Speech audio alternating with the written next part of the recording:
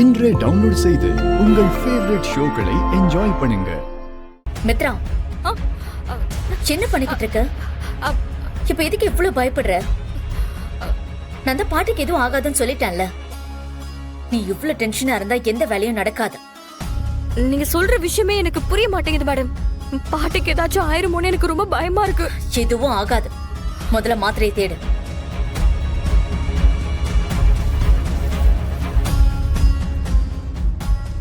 என்னாச்சு, கிடைக்கலையா? ஆமா. சரி இரு, நான் போய் இன்னொரு டேப்லெட் எடுத்துட்டு வரேன். அதையாவது சரியா கலந்து கொடு. பாட்டிக்கு மட்டும் ஏதாவது ஆச்சுன்னா அவ்வளவுதான். இது பெரிய ரிஸ்க் தான். ஆனா பவானி சொல்ற மாதிரி இப்போ இதை விட்டா வேற வழியே இல்ல. இந்தா. கல.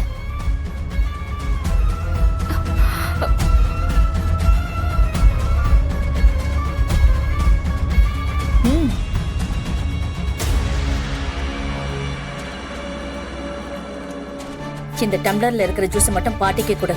மத்தத உங்க அண்ணாவுக்கு எனக்கும் கொடு. சரிங்க மேடம்.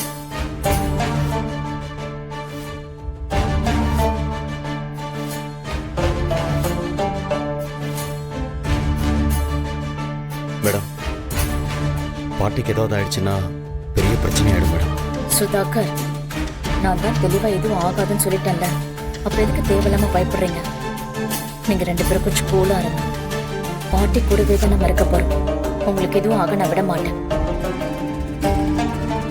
பாட்டி, ஜூஸ் குடிக்கிறீங்களா? குடு மித்ரா. இந்தாங்க. பாத்து இந்தாங்க.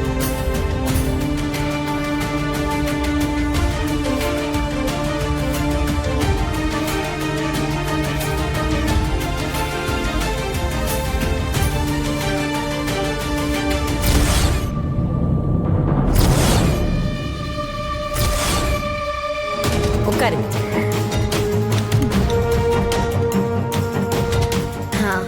பாட்டி, உங்ககிட்ட ஒரு முக்கியமான விஷயம் பேசணும். என்ன பவானி? மித்ரா எங்களுக்கு போன் பண்ணி ஆதிக்கும் அவளுக்கும் கல்யாணம் நடக்க போகுதுன்னு சொன்னதுனாலதான் நாங்களும் எல்லா வேலையும் விட்டுட்டு யூஎஸ்ல இருந்து கிளம்பி வந்தோம்.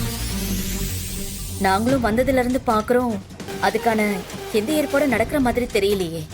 அதெல்லாம் காலகாலத்துல நடந்தாதானே நாங்களும் கடமையை முடிச்சுட்டு நிம்மதியா இருப்போம். இன்னும் எத்தனை நாளைக்கு தான் இந்த கல்யாணத்தை தள்ளி போட்டுக்கிட்டே போறது? அதனாலதான் இது சம்பந்தமா உங்ககிட்ட பேசலான்னு நானும் என் வீட்டுக்காரும் முடிவு பண்ணிருந்தோம். அவருக்கு இப்ப கொஞ்சம் உடம்பு சரியில்லாம போயிடுச்சு. அவரு ரெஸ்ட்ல இருக்காரு. மீனா, இவங்கதான் நீ சொன்ன ஆதியோட சித்தியா? ஆமாமா. மித்ரா சுதாகர் கிட்ட இத பத்தி கேட்டா உங்ககிட்ட கேட்க சொன்னாங்க.